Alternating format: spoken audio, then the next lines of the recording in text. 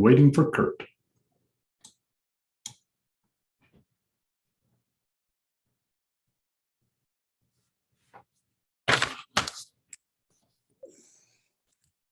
I was saying I was wearing my invisible man suit today, but It was quiet too.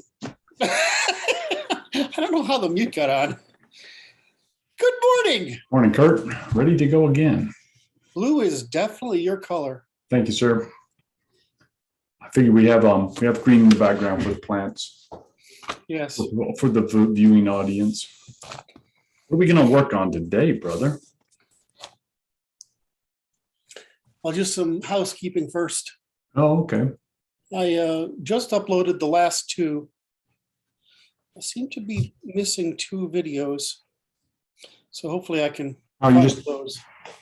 You have I can send them to you again. I've been through the, I've been through the list, and I think it's that I downloaded them and I just didn't publish them, but I have to just make sure I'm not duplicating. So, right.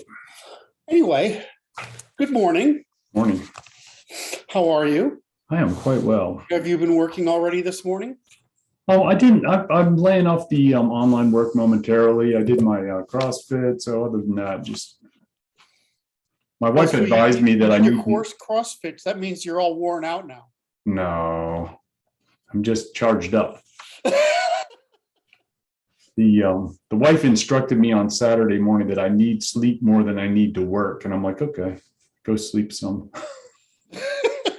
Do what she says. I keep my life simple. I find obeying the wife is usually easier than not. That's right. So I just don't give her another reason. They simply raise the cost of not obeying them, right? If you don't. So if they're generally right, it's good for you. It's better. That's right. So over the past 2 days, right, 2 meetings, we have worked through. We started with defining the what we're doing, the logic, and then we started out with reciprocity. We're working from there, right? So today we're going to continue, and so I'm going to share. If you'll make it, I'm doing it right now. You can share my screen. Assuming I can find it. Right. There you go. And now I'm going to go over to. Well, I have to mention my failure in the last time we met when I mentioned the invention of the odometer was by Archimedes. Just as a note. Oh, I see. He invented a lot of things. He did. He was quite a fellow. Quite a guy. All right. I have to get my head here. Usually we start off with some banter, and that gets me. Oh, you're not loosened up. You're not. You need stretching exercises. That's right. So I need to get sort of in there. So you don't have anything you wanted to touch before? I had. I was listening to Nick Land yesterday, and it's so fascinating to listen to him because he's definitely on the continental side, which is you do philosophy with rich networks of complex ideas, right? It's the opposite of parsimony, right? And it's basically the old Plato versus Aristotle argument, right? I work in the Aristotelian method, which is analytic, and he works in the Platonic method, which is literary. And you can sort of get things both directions. But what's interesting is, of course, when I listen to Nick, who I basically agree with on everything. I actually have to concentrate pretty hard because the density of what he's saying and his capacity to use it. I mean, to blend all these concepts together in these rich it's sort of like going to a restaurant and the chef is like trying to bring out some different Right. set of tastes, right? And it's this rich, complex thing which if you want to, you can either experience indirectly, right? Or you can say, oh, you can experience and then disambiguate into what the chef has done. So listen, Nick, yesterday, and and I don't envy a lot of people, but I actually envy him because he says such witty things. Uh-huh. Right. I mean, and it's just the kind of thing I can't do. I don't know if that's how most of us are, but I don't think envy is the right word, admire, right? Or am jealous of, or would like to attain. Envy is a negative thing, but his ability to come up with these witticisms, of course, he's both British, right? And he is a master of his domain. And he was one of the first accelerationists, if not the first person to put it into terms. So, and of course, he's an early proponent of mold bugs, Curtis Yarvin's work. Yep. And so, I go through that stuff and I'm just awed, and that somebody can produce that kind of thing. But it illustrates that you can create extraordinary complexity either in the literary continental method or in the analytic Anglo method, right? The scientific and legal versus the philosophical and literary. And it's just fascinating to me that you can both try to say about the same things, Right. but storytelling is always more suggestible. It conveys meaning so richly, which you can then disambiguate. Whereas trying to build stuff analytically from first principles, it's hard, right? It's easier to have the story and then learn the causality, right? But if you become so good at the story, then why do you need to disambiguate into first principles and causes? And so, well, the difference, of course, is that my side, the analytic, we favor decidability, which is conflict resolution. Right. Right. And they favor meaning, which is organization of a body into a movement. And so this is my normal conflict with, I want to go live, I'm getting older, so I need to go do it soon. But I want to go live in Germany for a while, Yep. so that I can decompose German culture, because I know that they've got it right, but the way they talk about it is through suggestion. It's a very complex, rich philosophical tradition that instead went from the church, right? Where the English tradition went more from the analytic, which was the legal and Thomist tradition. And you see that you still have an underlying Germanic civilization in both the Anglo-analytic and the German continental literary tradition, and that there's a value to each of those, right? And one, of course, is meaning and coherence, and the other is decomposition and decidability. But in essence, it means that the German method is actually better as a religion, I'll call it a civic religion, whereas the English method is better as a means of science and government law. And so you find this, and it's like, how do you bring those together? Like, it took a lot of work to turn Christianity into the 5 basic principles underneath it and unite it with science, right? That was a hard problem. But the Germans seem to have done it without doing that. In other words, they seem to have done it through their evolution of Christianity into Protestantism, into Kantianism, into what we call the phenomenalist traditions, because their tradition doesn't ignore and separate the intuitionistic, the experiential, the social and the psychological from what they're trying to achieve, whereas the English does.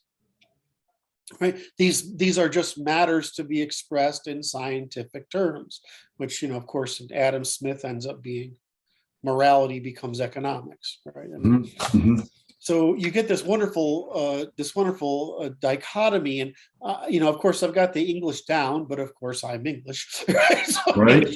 That made it easier. I'm an Anglo-American, I'm Anglo-Saxon American, and so what I wanted to get into is why are the Germans able to do this?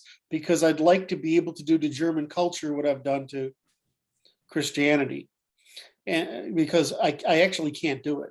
I've had Germans try to explain it to me, and they can't do it. Right? It has something to do with what they call piety, right? The duty and piety, piety, right? Yep. But you can't. I have to. That's a piety is an experiential term. I have to be able to operationalize it. So, Right. Hopefully, at some point I can go live there it'd take me 6 months to a year. That's usually what it takes to really understand the culture. And then it's off to India. By then I'll be a crotchety little old man. And I'd like to go to India and be able to operationalize that fucking madness. Good luck with that one. I think it's like a Paisley print, man. It's going to be different everywhere you look. It has something to do with population density and scarcity. I can't quite get my head around it, but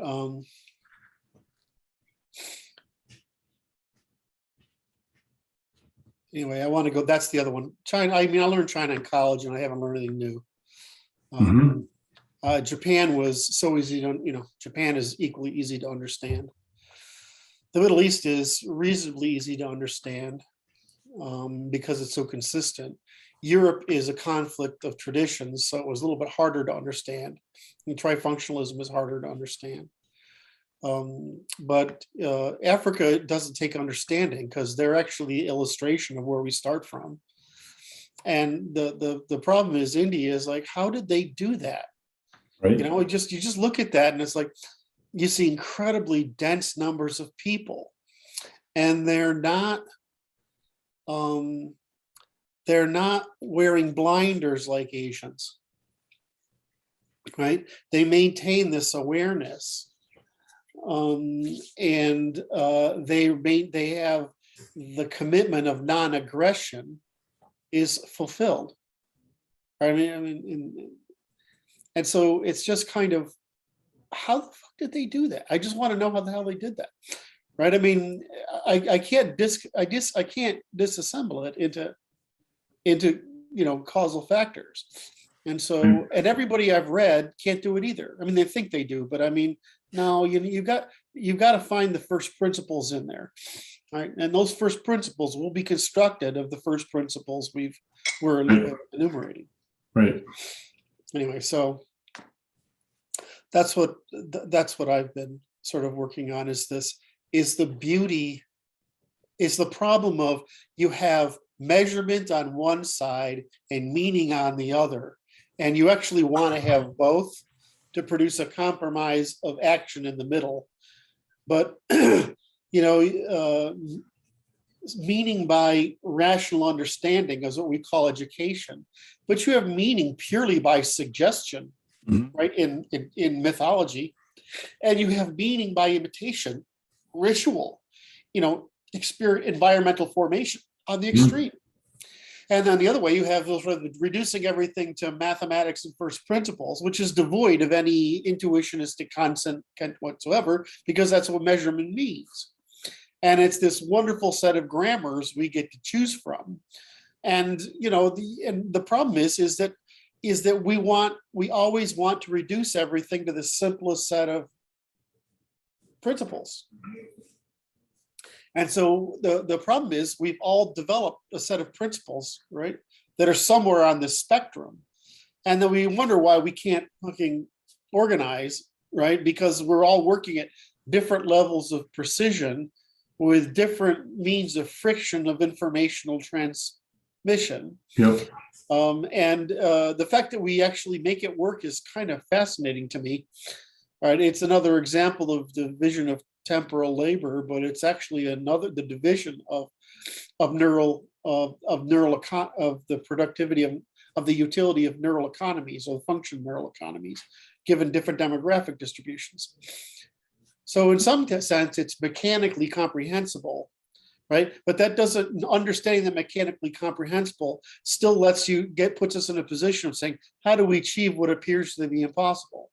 The marriage of meaning and measurement, right? How do we produce a norm that collapses meaning, which is the narrative, Mhm. which we hope to be as suggestive as possible, drastically depending on intuition instead of reason, which is so costly. Intuition, which is cheap, instead of reason. And on the other side, produce decidability that mirrors, in other words, produce conflict resolution, or produce measurement and more sophisticated information, and especially scale. How do we do that while maintaining, how do we create a bridge? Well, of course, the natural bridge would be to reduce everything to the smallest number of first principles, which is basically natural law. And so if you create everything based on this midpoint, right, which is a set of narratives about natural law, you can then increase the meaning by exposition and fictionalism, or you can increase the precision by measurement. So that's why I say it should be possible to converge theology, philosophy, ideology, law, economics, law, politics, and the physical sciences into a single narrative. And I'm trying desperately to do that. But the only question is, if I wish it's like everybody says who does the same thing. It's one thing to start at 40 and another thing to start at 20. If you start at 20, you've got 20 extra years. Yep. Right. But I didn't devote full time to this until I was older. So I see the clock ticking, and it's like, well, how am I going to finish this and get to religion? How am I going to produce that meaning? What you have, we're producing the measurement, because really, what is PLaw? It's the science of decidability, right? I mean, it's decision, right? It means it can expose meaning. In other words, explain causality behind meaning. But we are still animals that use a neural economy that, that does not naturally disambiguate, mm-hmm. but naturally aggregates. And so how are we going to get to the point where we have what I would call a religion, which is a group evolutionary strategy embodied in a binding narrative, consisting of that reinforces a metaphysics through intuition, right, ritual and experience and oath, rather than requiring you to know this vast algorithmic process you and I are enumerating in order to work. Well, the answer, of course, is you need to have both the literary and the analytic. Right. You need to have you need to have meaning and decidability. Well, you want the least friction between meaning and decidability, and that is to produce an operational narrative of natural law by which we can test the coherence of meaning and consistency of meaning, and by decidability, well, we can prevent the harms of frauds, denial, right, all those other things. So that was just what was on my mind this morning, yesterday and this morning, while going through Nick, because I have this sort of I don't know what it is. It's a sort of, I have a lot of respect for him, right? And I don't really look at a lot of people and say, God damn, I wish I could do that, right? And I just wish I could, because what's the reference exactly? Nick Land. Land, okay, thank you. Now, at this point, Nick is writing fiction, been writing fiction, and it's really close to oh God, who are the continental? Oh God damn it! I don't think about them, so I can't bring it up. All right. Continental occultist thinkers. right-wing, continental, occult. It's not coming to me. Oh, there's a Russian guy that I'm thinking of. I don't know. I don't know. Most of them are German or Italian, Hmm. but they're all over the place. But they are trying to create a mythology, a secular mythology. Now, Nick's stuff is up in that, except it says deepest theology. Right. I read one of his books, not all of it, but about half of one of his books yesterday, and I was like, how does a human do this? Right? I mean, I can understand like Heidegger. Heidegger is trying to invert verb and noun. He's trying to invert external existence with internal experience, and this is the whole point of the phenomenalist tradition in literature, right? They're trying to German language and metaphysics is highly psychological, right? Where ours is more analytical and legal, and so it's more personal to them, and ours is more political. Hmm. So I'm reading. So I can read Heidegger, and I'm like, well, it's really painful. It's almost impossible to say what he's really trying to think. And the fact that he can try to do it is, it's a work of of verbal genius to some degree.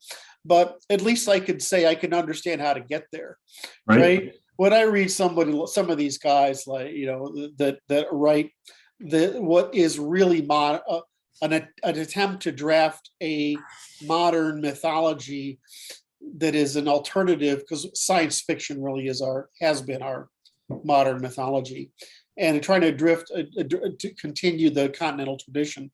I just look at that and I'm like, I could never do that. I just could never do it. No matter how hard I worked at it, I couldn't do it. And so I see that was kind of admiration. But you do need both extremes.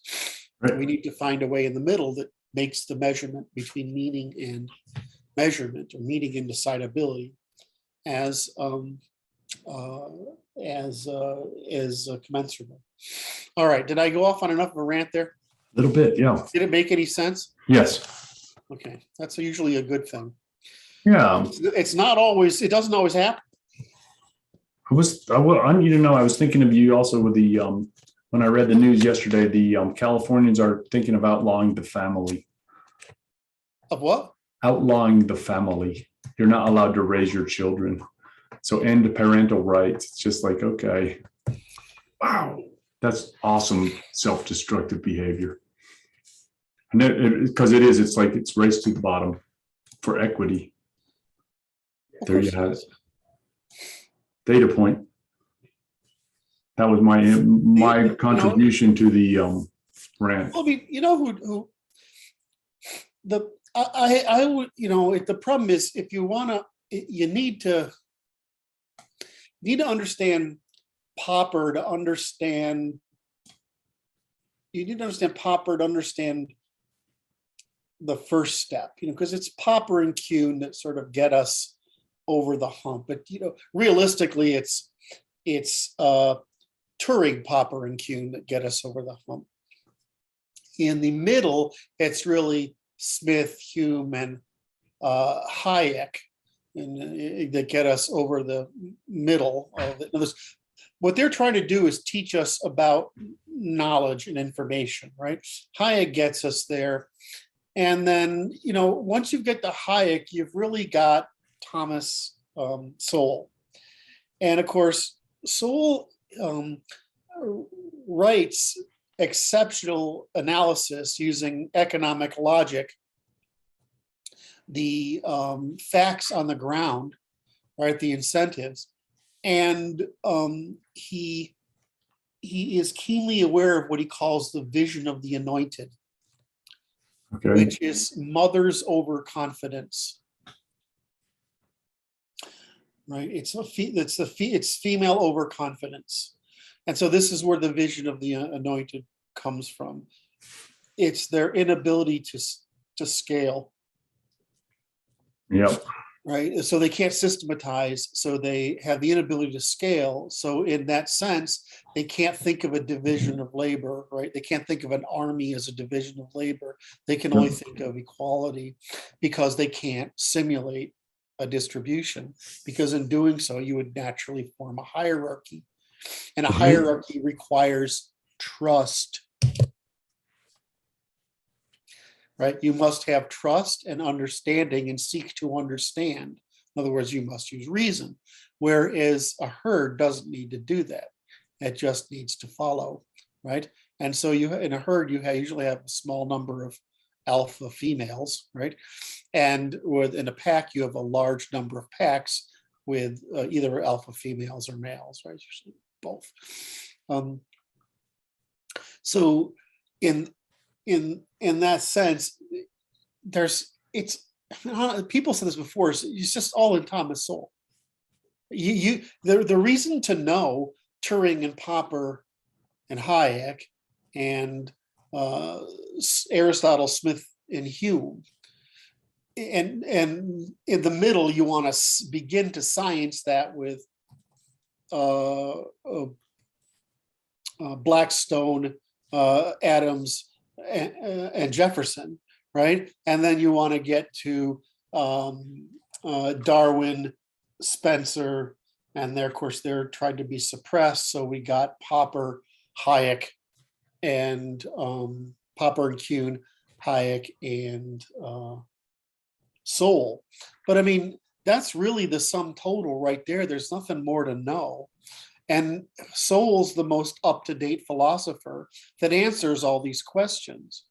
But what they're really trying to do is they're trying to the historians are trying to take advantage of the ability of males to cooperatively work in markets to exploit opportunities for common benefit, instead of get everybody on the same train, so we're all rowing the same way, so that everybody feels like they're doing right, even if they're actually doing nothing. Right. Right? They're not providing computational utility. They're just making the herd feel like nobody is left behind. So again, I would say that if you look at this long tradition, PLaw is just the completion of that arc, right? It's just the completion of Aristotelian research program. Right. But you still need to have that other one, the literary of meaning, and we still need it because not everybody's capable of being an independent male seeking out and performing opportunities in a competitive market, which functions as the evolutionary computation of the maximum number of opportunities under the triangle of possible cooperation. In other words, the division of space-time into opportunities. So, you read Sowell, and like you said, I'm taking too long to tie this back. I'm sorry. But, like you said just now, California is trying to continue the feminine method. There's a reason there are no female-oriented societies, because they all do the same thing. Like I said, it illustrated well to me the devolutionary nature of it. Yeah. Because it is like shoot to the bottom denominator. It's like knock down anybody that's not lagging back with everybody else. Correct. There you have it. So they don't want anybody to get ahead. And conservatives would prefer the fewest number of people to be left behind. Right? Right. So we pressure them on adaptation. What the left does is called Harrison-Bergeron syndrome, which is to dumb down the best so that to give opportunity, to redistribute ability and opportunity to the rest. I don't know if you haven't read Harrison-Bergeron, but it's one of those. It's up there with, what's his name? Elgeron bit me today. Flowers for Elgeron. Yes. If you read Flowers for I Elgeron, hated that story when I was in. so yeah, Flowers for Elgeron on one side. Oh my. What was the other one I just mentioned? Flowers and what was the other one I mentioned before Flowers? I did Harris. It's Harrison-Bergeron. Bergeron. Right. And so in the world of Harrison-Bergeron, it's sort of like Idiocracy. It's where the idea of the movie Idiocracy comes from. They have to wear these things so smart people are made dumber. right? And so they're providing equality by dumbifying people, which of course creates a nice obedient herd. Well, what is communism? What is PC woke? It's what is Marxism, postmodernism, neo-Marxism, feminism? They're all attempts to increase consumption of the lower half of the distribution by suppressing the upper half of the distribution, when they failed to grasp that it's the rewards available to the upper half of the distribution that maintain evolutionary computation, which maintains evolutionary velocity, which provides the innovations or the adaptations necessary for the bottom half not to starve to death. Which is why, of course, all social, communist, socialist, and feminine cultures collapse, is because their instinct is wrong. It's false. It's necessary to raise children. Why? Because you don't raise their children because they're of their merits. You may raise them because you burnt too many calories to let them sink. Right? That's right. So women have a natural illogic, that's, in other words, an intuitionistic illogic necessary for, in other words, to maintain the incentive to care for a thing, right? Despite the fact you should do what the Spartans did and throw it off the cliff. Well, like I said, women used exposure all the time in the past. That's how women got rid of babies, right? And they've killed way more people than men have in war, right? Because they'd had to, because they couldn't control their reproduction, even if they understood it. And so that's what, we have had extraordinary tendencies, but what's happened is women created this wealth, which eliminated that problem, which removed them of the responsibility for the accurate measurement of people, let them fall into their magical thinking dream world. Have I dissed on women too much enough for this last 5 minutes? I think that was sufficient. That was okay. I don't think you need to go any further. I love women, they're wonderful, but it's like I love men, they're wonderful, but they don't have equal competencies. Right, they're different. In any event, so I've spent 30 minutes of intro warming myself up on a couple of topics. So, oh, wait a minute, I've been showing this whole goddamn screen this whole time, haven't I? Yes. Well, sorry. So just a reminder, what we're creating is a paradigm, vocabulary, logic, and grammar of, and right, it's that produce a universal system of measurement, producing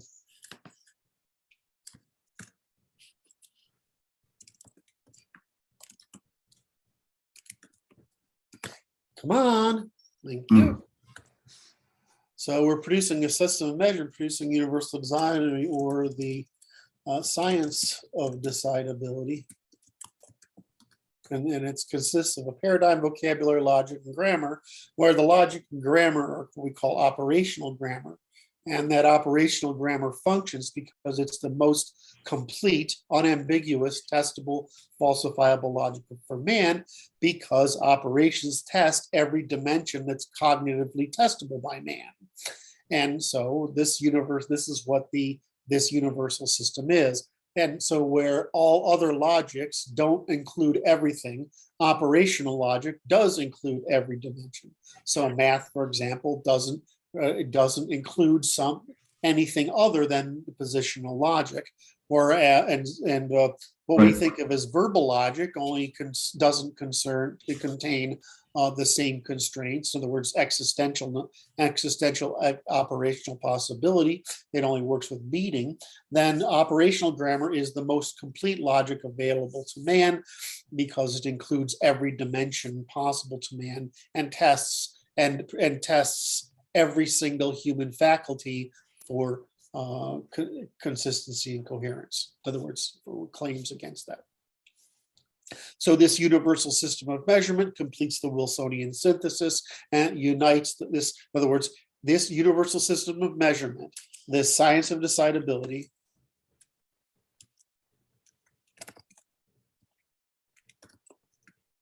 completes the Wilsonian synthesis that unites the four categories of law: the physical pre, the behavioral during, the evolutionary after, and the formal logic, which we use, which we think of as language or cognition, that that describes those laws and the consequences of them.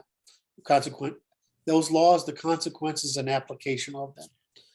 So that's what we're producing. This universal system of measurement can then be used as the foundation for law, because law is a via negativa. It tells you what not to do. Then you have within that law of telling you what you cannot do or may not do. Then you have the opportunity for legislation, which is producing contracts of commons, each of which need only not violate the negative, right? Not violate law. If they don't violate the law and right, then they are either neutral or good, depending on, right? But they're not bad. Right. And so this produces a science of law and politics, of law, which is a science of the social sciences, which is economics, politics, and law. So that's what we're producing. It's a formal logic. It's inescapable. It's not an opinion. It's based on first principles determined from the first principle of the universe. We call this first principle evolutionary computation, but that might require additional exposition, but we've already covered it. So that's what we're doing, right? Right. Now, once you have that, you have to say, well, okay, well, once I have this law and I have operational logic, we're not going to cover that right now. What are the first principles that we build the world from?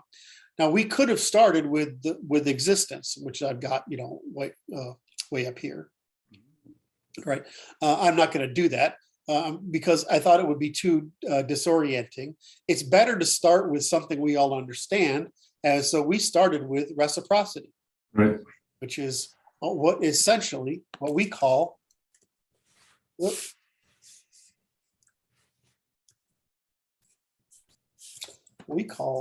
colloquially as morality, Right. which consists of evil, immoral, unethical, amoral, moral, ethical, moral, virtuous. Virtuous. Right, that's the equilibrium, Right. of actions. Right? And that's the preservation of cooperation, the avoidance of retaliation. And what I forgot to emphasize was this the other day. It's that what the problem with the retaliation is it produces unvirtuous retaliation cycles. In other words, feuds. So this has been the problem of history, is slights turn into escalations, which turn into retaliation cycles, the cumulative effect of which is the degradation of cooperation to whatever the lowest common denominator is. So politically, this is the problem to overcome, is the problem of retaliation cycles. One of the things religions did is they provided a standard, right, in mimetically transmissible form by the simplest form possible, which is anthropomorphism.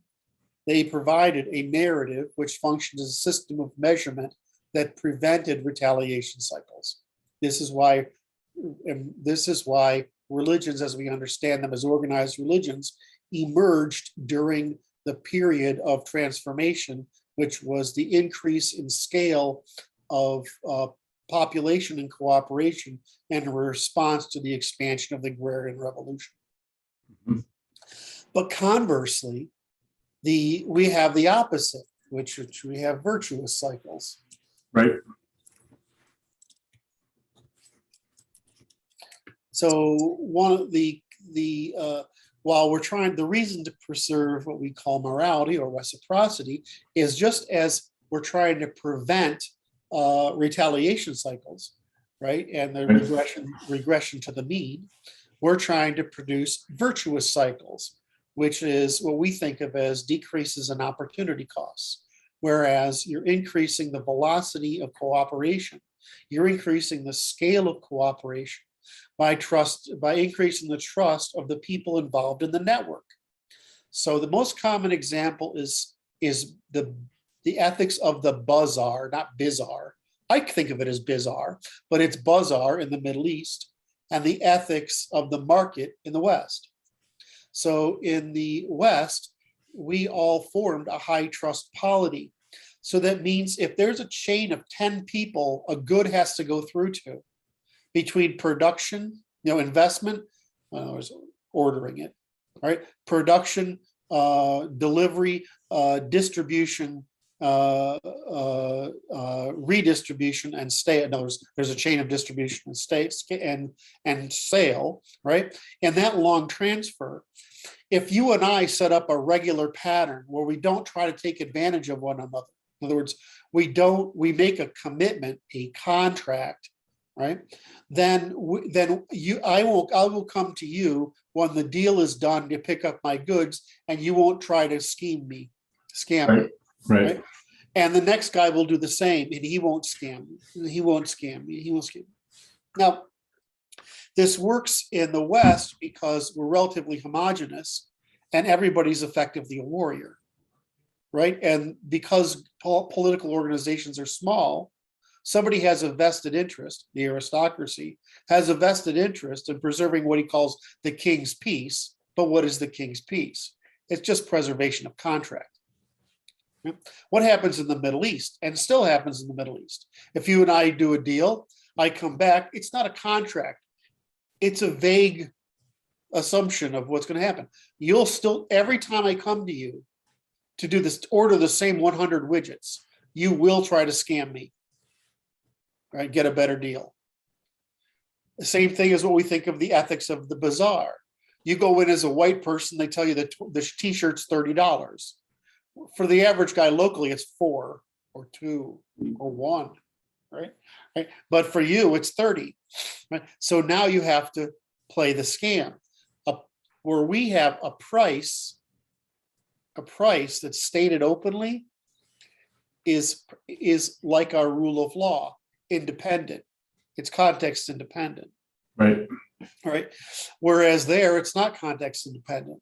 Right. The prices aren't published because I want to be able to scam. Flexibility, right. Right. And so what happens is trust never develops, and you can't develop efficiencies that end up as efficient for the user, because everybody's trying to what we would call rent seek at every opportunity in the chain. So they're poorer and we're wealthier. But that's what the reason is. Now, we tend to call we bucket these things together in what we call opportunity costs, right, which is the difference between one thing and another. But there's also the thing called transaction costs, right? And a transaction cost is what's the friction and risk here? So what's happening is everybody in the Middle East is raising the transaction cost of the opportunity cost. Oh yeah. Right? Yeah, it's like everybody's it has to use a lot of energy to figure out what's exactly going on in this current situation. It's very expensive relative to, going to Starbucks. Now, the European method teaches you tell the truth. What does the Middle Eastern method teach you? To lie. Do what you got to do to get what you want.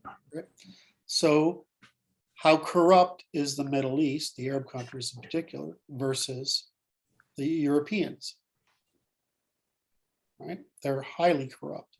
Right?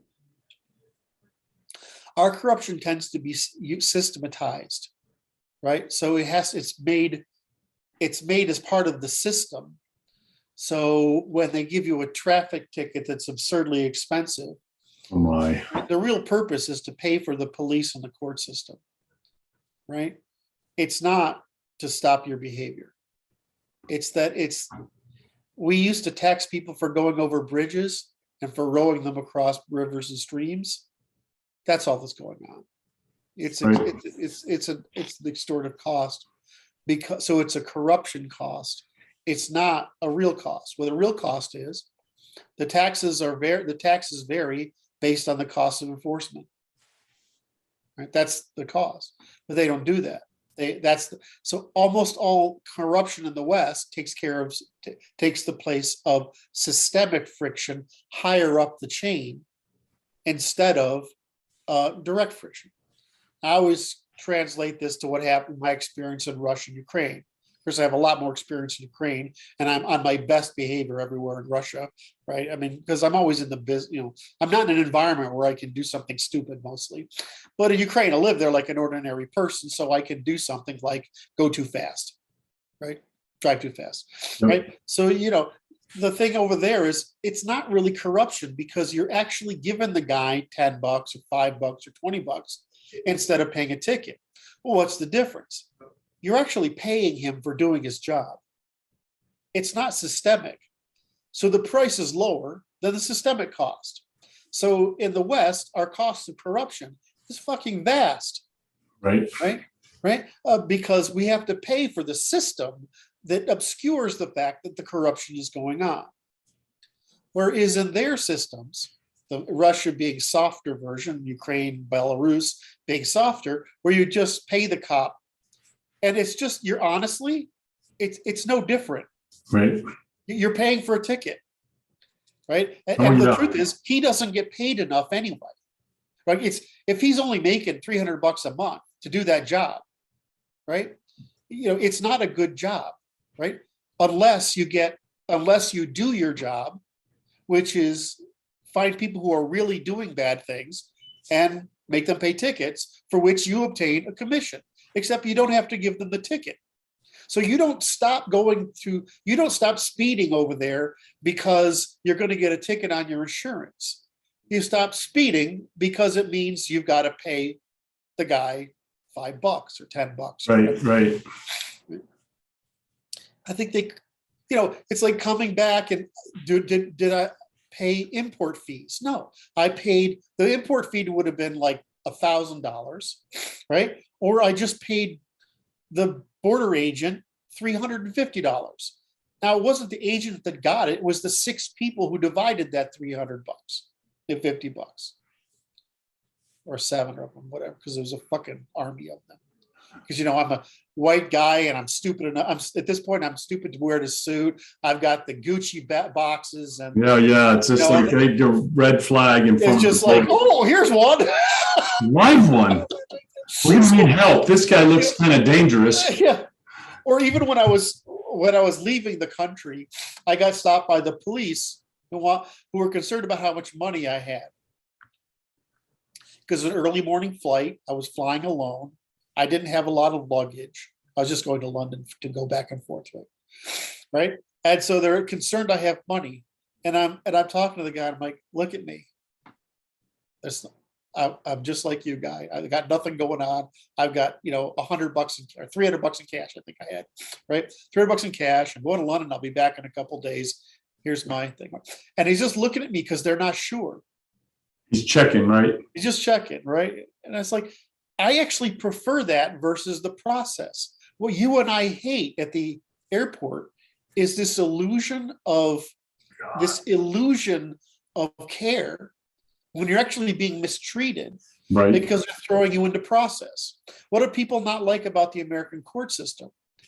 It is the cop. It's unlike if you live in a rural town, a sheriff is elected. He can say, no, they're that's the Smith family. They're fucking nitwits, right? They don't have, there's nothing going on there, right? Except they're fucking nitwits. Or they can say to you, look, Joe, I've been out here trying to solve this problem with you and your wife a couple times. If I have to come out here again, I'm going to throw you into the fucking jail and I'm going to keep you there as long as I can, right?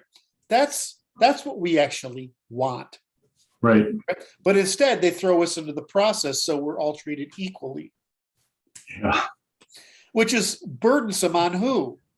All the normals. Yeah. It's like the good people pay the price for that nonsense. Anyway, so the point I'm trying to get here is that while we go in the via negativa, which is saying we're trying to avoid retaliation cycles, right? That doesn't complete the argument, is that we're also trying to create virtue cycles, Right. which is the virtue cycles are expensive because I have to trust you. You have to trust me and Bob. Bob has to trust me, you, me, and James. James has to trust Bob, you, and me, right? And we this whole train. Why? And we do that because we've made trusting people a norm. And why? Because we kick the shit out of each other when we don't display trust, which is where a lot of these Karens come from, right? They're like, they're not being treated, they feel they're not being treated correctly. The Karens don't. Yeah, yeah. Okay. When they're actually trying to police an animal, right? And so the Karens. So Karen is just one manifestation, right? And it can happen left or right, right? Right. But so they're manifesting extraordinary female behavior, which is God, what's the name for it? Shrilling. It's called shrilling. It used to be in our law that it was illegal. We ought to put it back in our law. Yeah. And we ought to put a law in there, back a law for the N-word, because that has a behavior too. And that tends to be a physical equivalent of shrilling. Whereas what we expect each other to do is behave civilly, find a resolution of the conflict, and apply the minimum force necessary to bring about a resolution of the conflict. Right? But these people, they can't do it. And they've undermined it by telling people you don't have to display that self-control and develop that agency and that mindfulness. All right.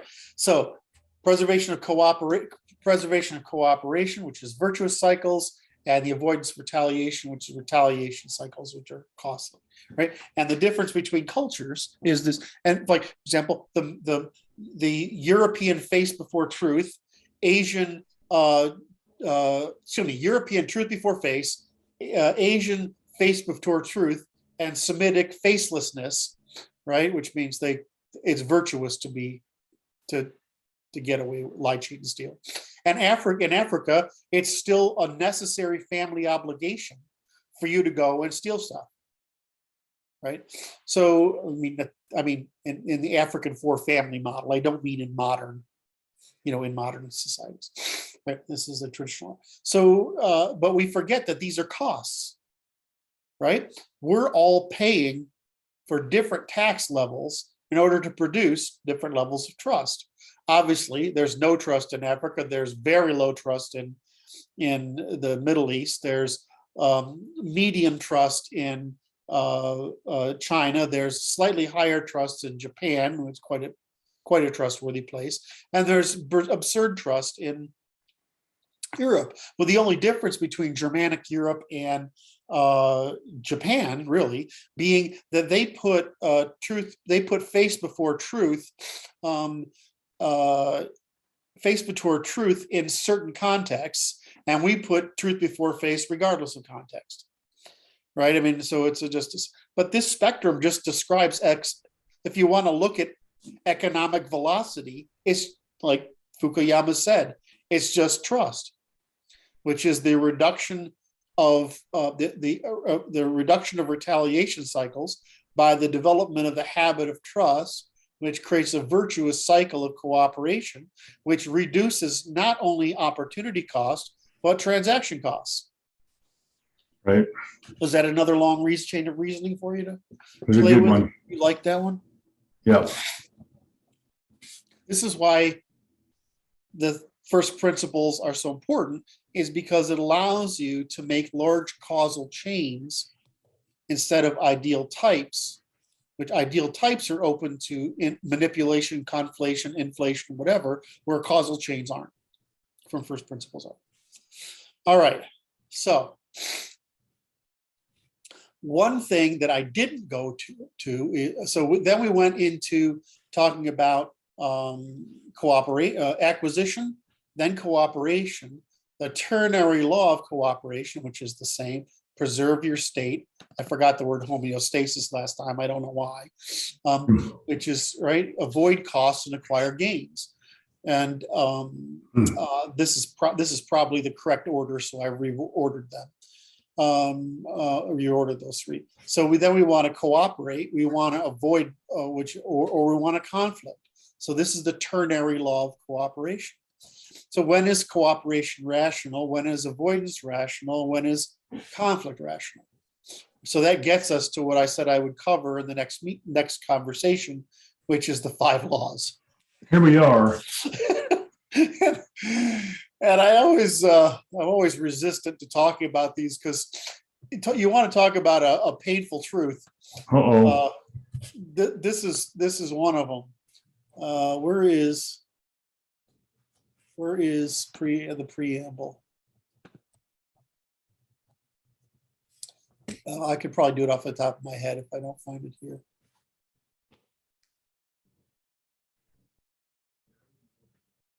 No, I don't have it here. I have to do it off the top of my head.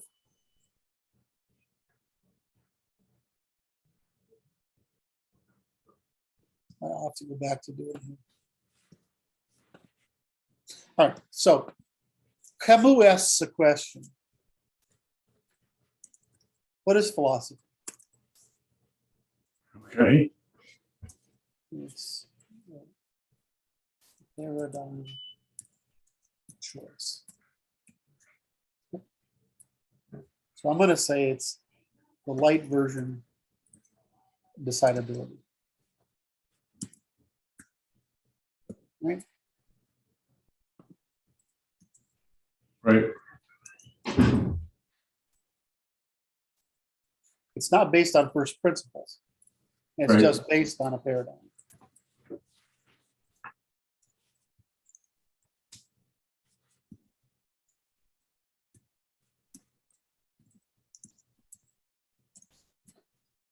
Permits or justifies. Yep. Right? Right. So when we say that, what is the first question? Philosophy. This is Camus being a fucking genius. What's that? This is Camus being a freaking genius. Okay. What is the first question of philosophy? That was not right. What? What's the first question of philosophy? Thank you. Oh, why don't you kill ourselves? You know.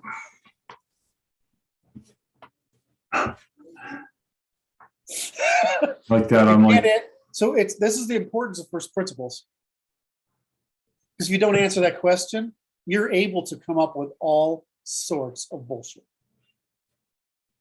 It used to be I used to get into well, how do I know what's, I'm not a brain in a vat. I'll tell you why. I'm gonna give you a 45. I'm gonna put it to your head, and if you believe you're a brain in a vat, you won't pull you'll pull the trigger. If you don't, then you don't believe you're a brain in a vat. And so that's called a demonstrated reference. Right. Whereas a brain in a vat is a justification. So how do we know that anything exists? By action. Right? So what is the first question of philosophy? Well, it's suicide. And it's so important because if you can't make that decision, you can't answer any subsequent questions. Okay. What's the second?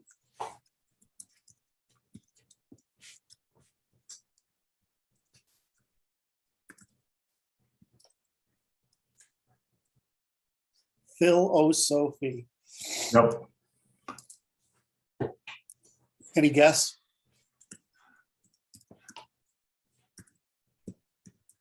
Right.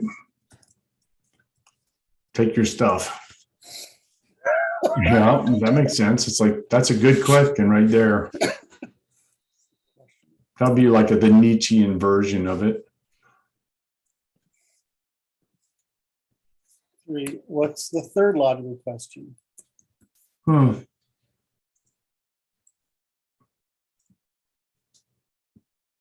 These are all from Camus. Well, his is the first one. The rest. Oh, okay. Third question.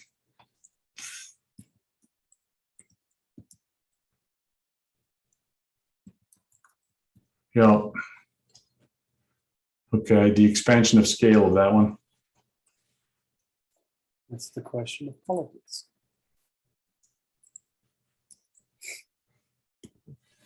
right? So the first question is a question of existence, yeah?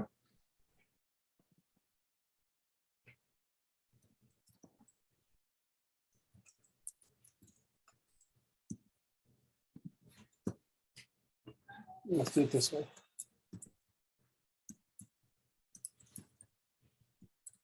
I want to see if I want to make sure I word the next two right.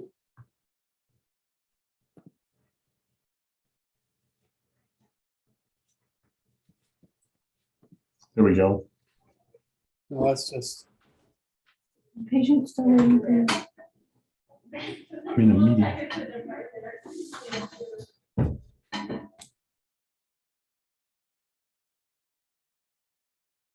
Come on, where is it? I think it's not searching some of the pages. All right.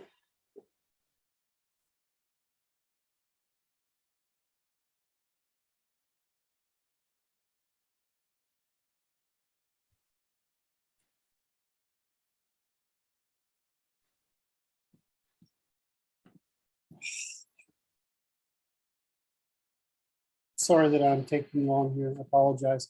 I should have had this ready.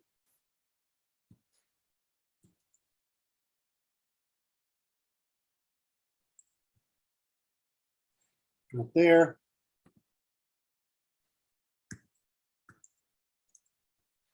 Not there.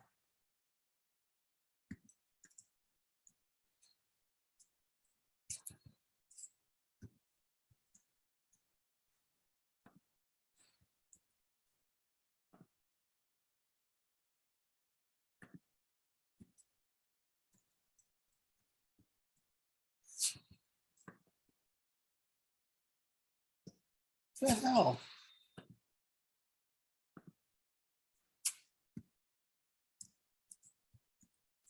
Is it under law?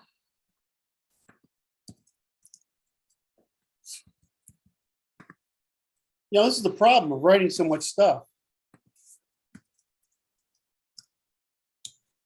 Forgive me, I got to take a 15-minute break to handle a problem that's occurring. Please do. Right.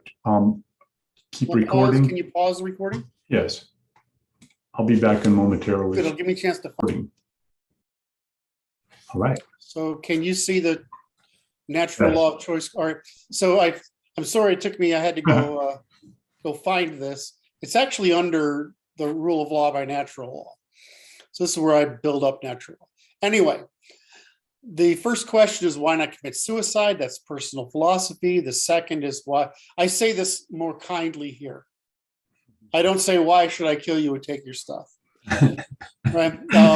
Right. I said so. This is the proper. This is in proper prose. As opposed to it's merely implied.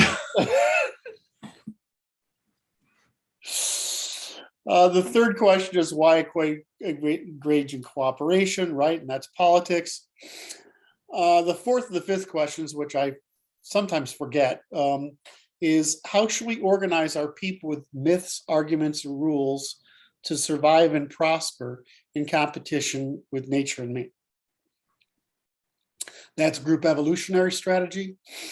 And the fifth question a group must answer is what are the limits of tolerance for personal philosophy, life, ethics, politics, and group evolutionary strategy before we resort to suicide, separation, free riding, parasitism, predation, and the condition of victimhood?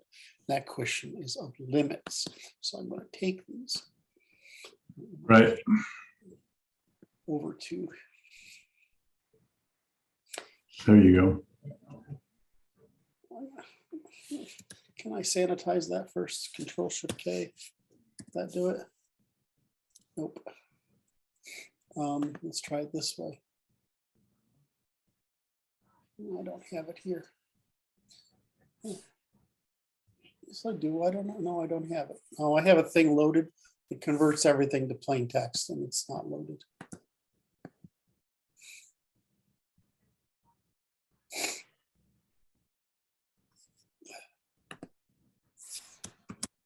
Right. So, and it's like what people always do is they don't do what we call a full accounting. In other words, what are limits? So you'll notice that I did a full accounting here. I didn't stop with just one, right? I did a full accounting of the full spectrum. Right.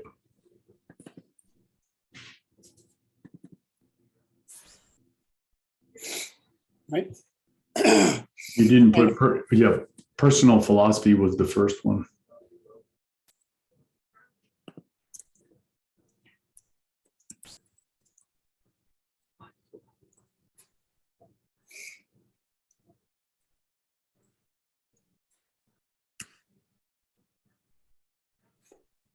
So that is so we must acquire, right?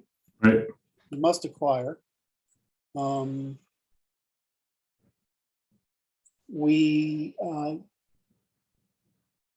gain through cooperation, the division of all sorts of labor, including perceptive, sort of sensory, perceptual, predictive, valuative, rational, and advocacy, right? And as well as labor. So we do cover this, we divide the labor of all those human faculties. And so that's where our diversity comes from, right? I mean, and that's the value of humans not being equal, but being different, is that the time-space continuum across all those human faculties is pretty fucking complicated. So essentially, we're like painting the universe as thoroughly as possible with the search for opportunities. Right. So we don't want to be equal. But in order to eliminate so we have to preserve state, avoid costs, and acquire gains.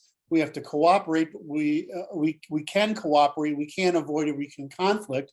But when is cooperation, avoidance, or conflict rational? And these are the answers. So right. What is it?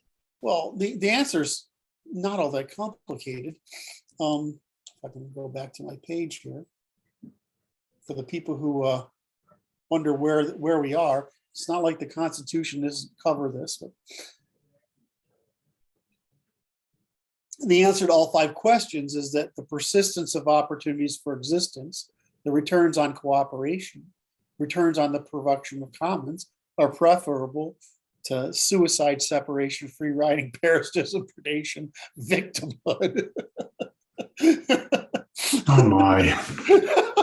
And conversely, resistance, violence, feud, insurrection, revolution, civil war, warfare, and genocide are preferable to submission to the undermining of our cooperation, hindering our cooperation, and parasitism, production, and predation. So I try to start with the first principle, not the presumption of the goodness. So most people start with the presumption of goodness. Okay. And they never acknowledge why, right? Which allows you to create all these lovely fantasies. When in fact, if you understand the via negativa, what we're seeking to avoid, right, then you can come up with the limits to cooperation. And so one of the things I'm trying to cover here is that there is a limit to the point at which anyone, an individual, a family, a clan, a tribe, a nation, or any organization, a family, a corporation, a state, or a civilization, there's a limit to what, to the value of cooperation. There's a limit to the value of even trying to cooperate. That limit isn't difficult to calculate. Okay. So the question is essentially, what is the point at which of defection within? And what is the point of retaliation without? Okay. So we organize into, all sorts of alliances. Humans organize. We organize into families, clans, tribes, nations, territories, villages, cities, polities, and we cooperate in defense, preservation, persistence, reproduction, satisfaction, and advancement of all. And in doing so, we produce those returns on cooperation. So there is a limit to the value of cooperation. Now, what are those limits? Well, Okay. those limits are what we call, if I can do this quickly.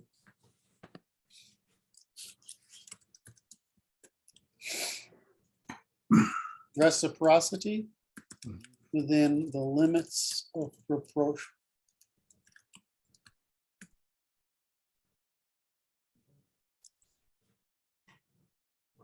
In other words, this is where they get everybody doesn't complete the equation. Is that people defect when there's no proportional return on their investment. That's right. It's So we try costing to too much. Reciprocity is true, but even reciprocity produces outliers. Correct? It produces people who can't compete. Right. So the question is, that leads to defection. Right? That's internal. But what leads to retaliation? Oh, it's, yes, external version of the same thing.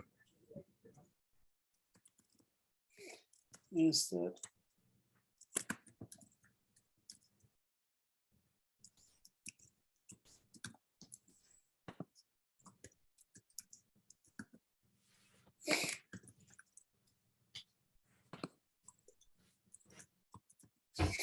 in other words, it doesn't make sense for all polities to create. So the problem is you have to be able to compete in the first to cooperate, right?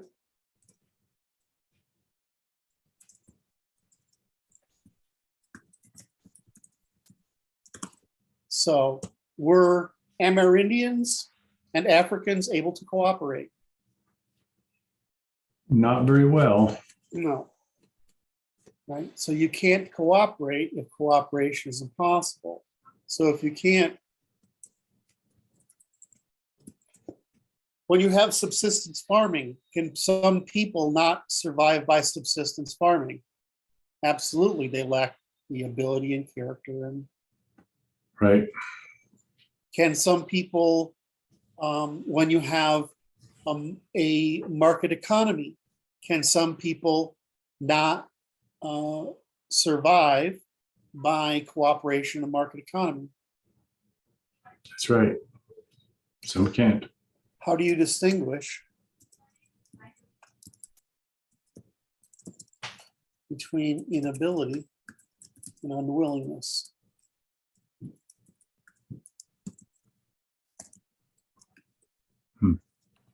Right. Right?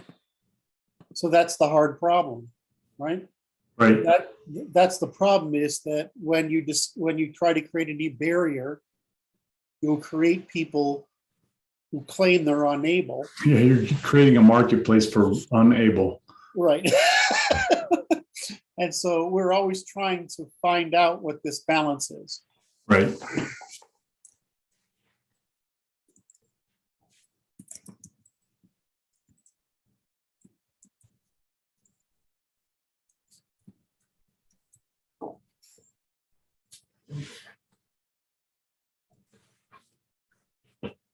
It's kind of an interesting power distance question too. So right now it's like in the current administrative state we exist in, there's quite a large distance between the person who's responsible for making the decision as to the claim of unable versus unwilling, as opposed to the church, which knows you and your behavior and has been watching you, and it's close power distance.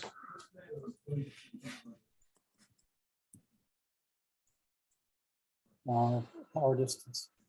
A hierarchy of power distance.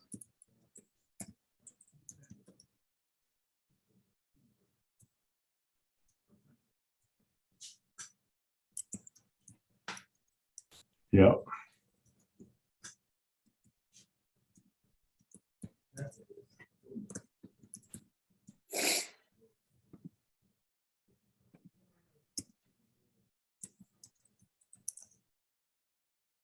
right? So I like the argument because that's my argument for the necessity of the church, right? That's why church needs to be reformed, because the institution is necessary. And we've tried, and what's happened is they tried to make the school, the post office, and the library and the government try to function in supplying those, and they can't, right? You actually need extremely low power distance, which is Right. essentially you need a parent, the church. You need somebody who's dealing with non-property assets. Does that make sense? What's non-property assets? Immaterial assets. He's trying to deal with the way we used to do is church was the moral court, right? And then you had the property court, Mhm. all right, and then you had the harm court, and then you had the political court, and then you had the court of last resort, which was the king. You actually need those courts. We don't have what happened when we made every man a sheriff in the West, right? Was that we all policed the commons for manners, what the Germans do today, right? What the left tried to do is stop men from policing the commons. And fundamentally, that's what undermining the institutions of cultural production has been their goal, which is to stop men from individually policing the commons and thereby institutionalize policing so that they could control it through the pretense of goodwill. So what they call the paternalism and the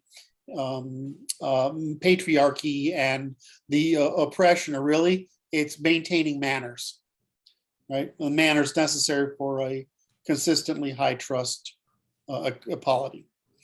And so when they took that away, they also took away the church. I think with the church first, they took away that. And so there's no means of policing norms. Right. Instead, what they've reverted to the female method with is shrilling and undermining. Right.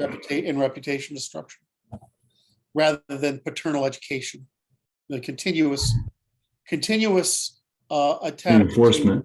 to Yeah. enforcement of adaptation instead of the female method, which is ostracization and death. And we don't think of it this way, but females never forgive, they fight, they undermine to the death, where men only seek to correct, right? Men only seek to correct and reconcile. I wish Peterson would go over that again. I know he covered it at one point, but he didn't do it well enough that I can pull it out and use it as a speech. But that's the real issue right there. Is the difference between male and female warfare. Is that hens kill other hens. They never stop, right? And women never forget. Whereas men, we just correct and then reconcile because we want to preserve our numbers. All right, so I've covered the 5 laws. We've talked that there are limits. We said that there needs to be a hierarchy of corrections across the spectrum of imposition of costs, right, upon others. Now manners function as 2 things. They function as in the via positiva as a promise of cooperation. In other words, most manners ask you to pay a cost. Paying that cost demonstrate you're worthy of cooperation. So this is why the higher your class, the more elaborate your manners. I'm not the only one who was forced to sit upright at the table, hold my fork correctly, not rest my hand on it, right? Break the bread into pieces, individually butter them, and put them in your mouth one at a time, right? I don't eat like that today because I went to college and it ruined me. But I was trained properly. I do know how to I do know where all the 95 pieces of silverware, glasses, and things go, and how to fold a napkin, and what's proper behavior at a proper dinner table, right? Right. But these are just suppression of instincts. They're demonstrated of agency, which is agency is control of impulse, Right. So we're demonstrating we're paying higher taxes. Right, that's really what's going on. And so this is why there's such rich, elaborate rituals in high status. You see that very much so in Chinese civilization, which the tea ceremony, of course, is like there's our dinner party is really the same thing. So dinner parties are incredibly expensive. They're measures of status, right? The rules and regulations you put in are demonstrations of status. I love that shit. All right. I was raised in a perfect fucking yes sir, no sir, puritanical English, not Victorian crap, right? And I read what's her name? The word who wrote the book on manners. It's escaping me now. So, but I can read that. I'm like, yeah, of course. And Landers, it sounds like no. There's a manual of manners. Sorry. Right. So what happened was, and then this sort of reached its height in Victorian era, but then in the post-war period, all these people who were one generation off the farm were trying to join the middle class, right? And they're trying to adopt all these manners. Of course, my family being snobbish, highfalutin, Protestant, founder stock, was always dismissal of the fact that these pretenders could never do something, and that of course the only good Kennedy was a dead one. They were those, right? So these are signals, right? These are costs. Right. And so what happens is you can identify someone's class by the costs they bear in suppression of instinct, right? In other words, you're demonstrating your agency. Right. Well, anybody who would pay those costs would probably pay the costs of cooperation. Anybody who will wear a shirt and tie, right, and do all the, most of the stuff is ritual, right? It's signaling, ritual. yeah.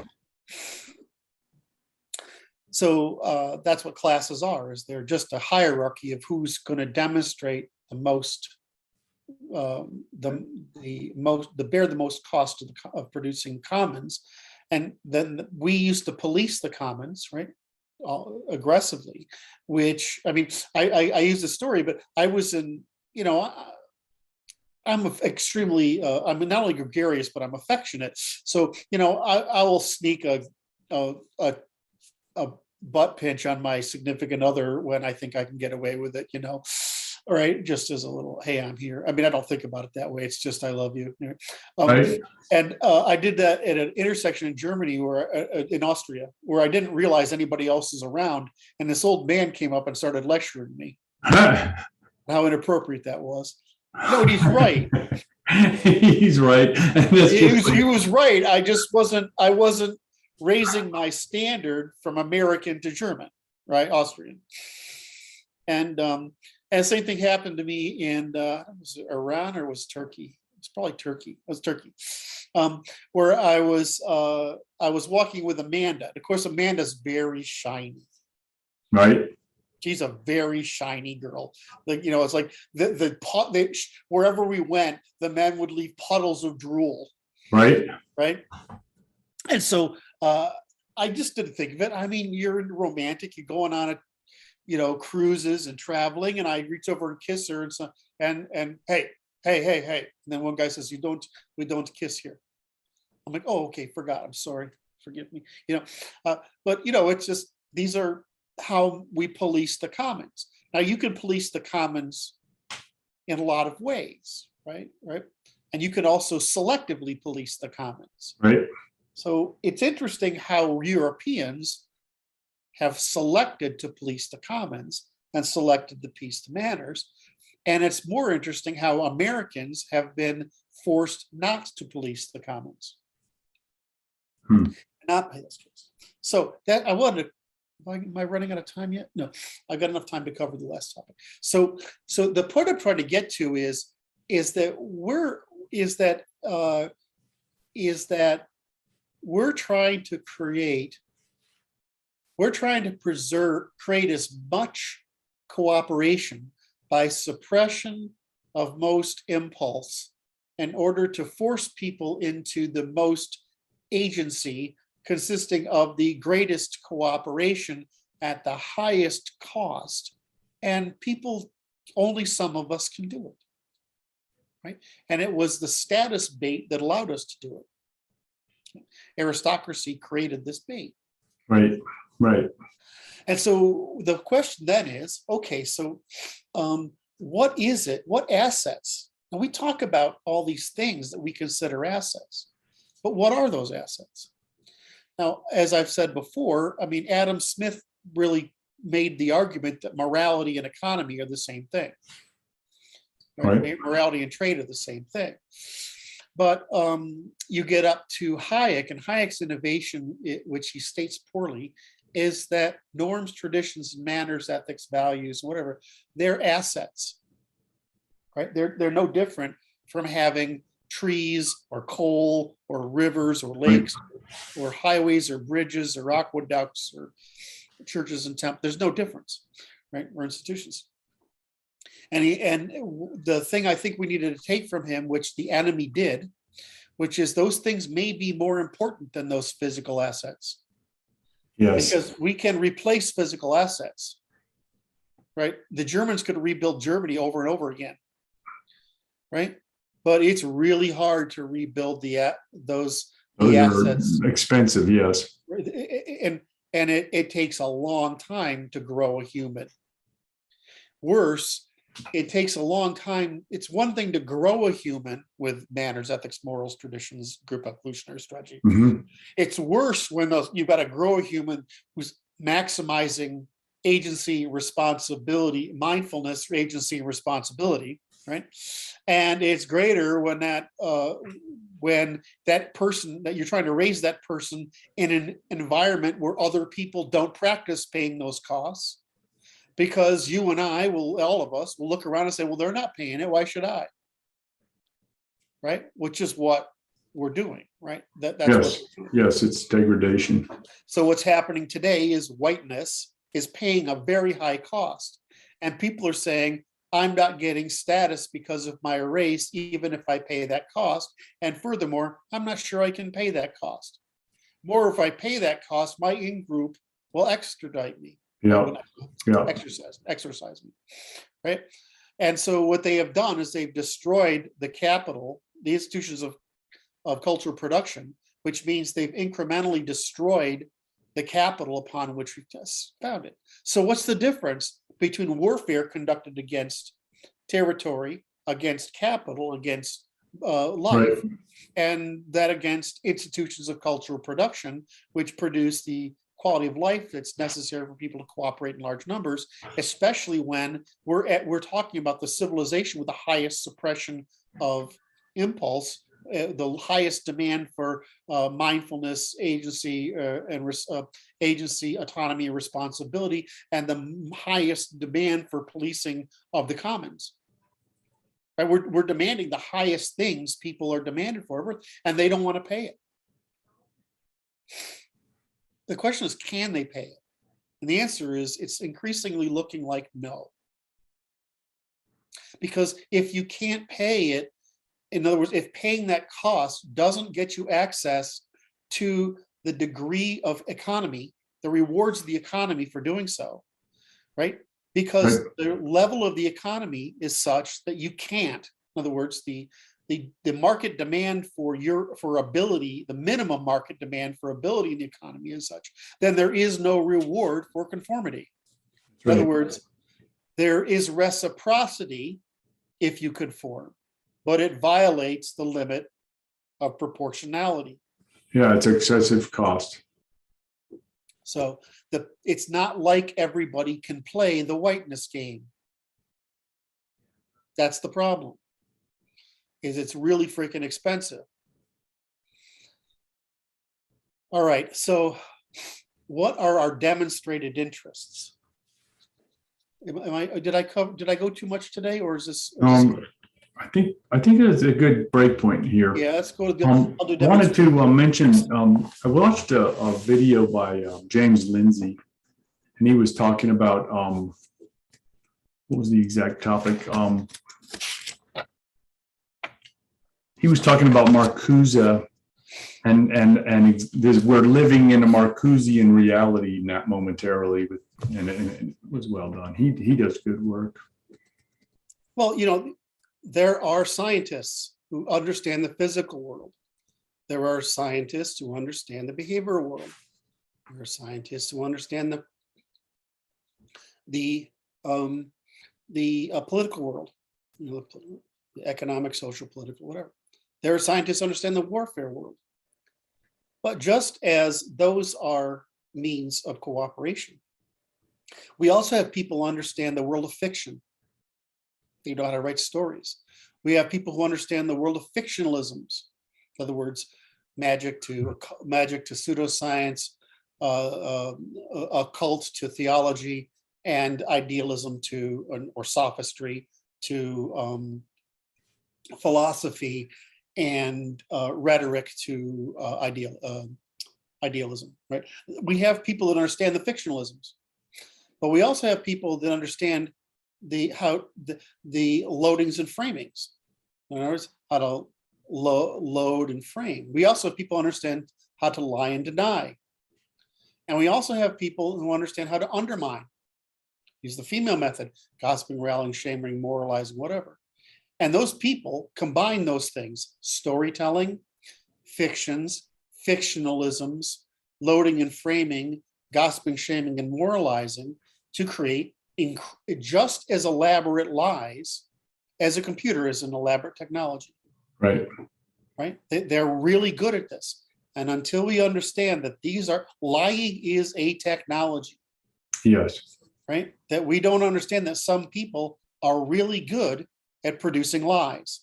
Marcuse is an exceptional liar. Now you will find out, unfortunately, that the origin of the group evolutionary strategy of lying comes from a certain place on this earth. It's called the Middle East. So that's why the Abrahamic method of lying comes from the Middle East. That's also why Marxism, postmodernism,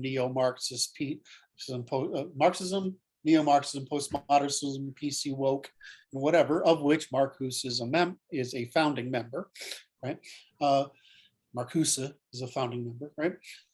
And you will find that these people all come from a tradition of social construction by lying, because that's just the frame they use. Now we call it mythologizing, right? Okay. Right, which is creating mythical histories or mythical reasons. They call it pill, pull, and critique. We call it sophistry and undermining and fraud, right? So, but in any event, the point I wanted to get across here is that, of course, James is right. Of course, Marcuse is there. The difference is I'm showing why and how, right? And how to fix it. That's right. Whereas the problem with understanding the enemy encourages you to war against them on their own terms. In other words, getting into the fucking argument with people whose profession is lying, whose group evolutionary strategy is lying, whose group evolutionary strategy is undermining. Yeah, that will be a loser of a conflict right there. You're going to end up in. They don't war against territory, against resources, against built capital. They war against informal capital, which is the group evolutionary strategy and the institutions of cultural production, the formal institutions. In other words, they war against the mind, right, instead of the body and things. And psychological warfare. It's right.